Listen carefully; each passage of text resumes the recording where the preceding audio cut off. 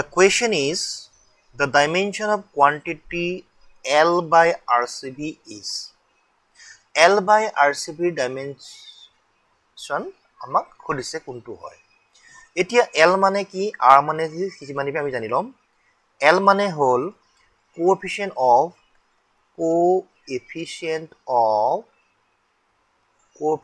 of self induction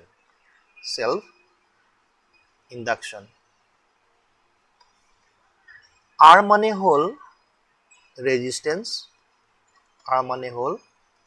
resistance C মানে হল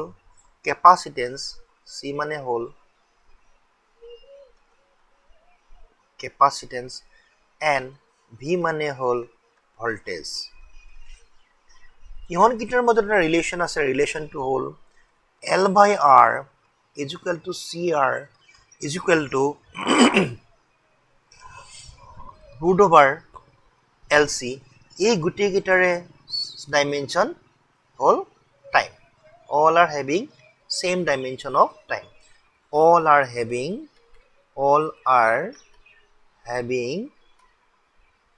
dimension of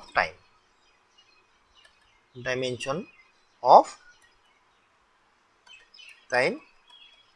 t এতিয়া এই ৰিলেশনটো মনত ৰাখিবৰ কাৰণে একদম সহজ এটা ট্ৰিক আছে ট্ৰিকটো হল লাল্লুৰাম সাল্লুৰাম মোৰ LIC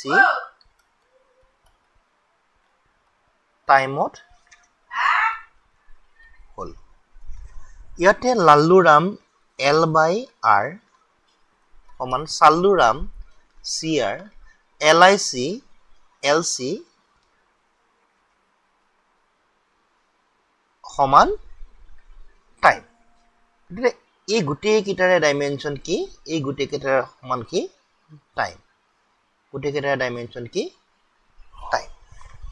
এই ট্ৰিকটো আমি মনত ৰাখিলে আমি এনেকুৱা ধৰণৰ সব কোৱেশ্চন আমি কৰিব পাৰো এতিয়া আমাক কি খুদিছে যে এই কোৱান্টিটিটো ডাইমেনশন ল'ব লাগে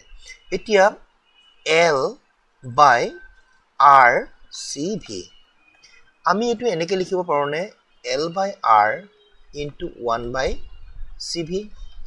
L by R ডাইমেনশন কিমান ডাইৰেক্ট আমি T লিখি দিম এটো 1 by CV মানে কি CV আমি জানো charge is equal to CV আৰু চাৰ্জৰ আমি কি লিখিব পাৰো এম্পিয়াৰ ইনটু টাইম লিখিব পাৰো ইয়াত আমি কি লিখি দিম এম্পিয়াৰ টাইম t কেনসেল থাকিল কি 1 by এম্পিয়াৰ সো এটি কি হ'ব এম্পিয়াৰ to the power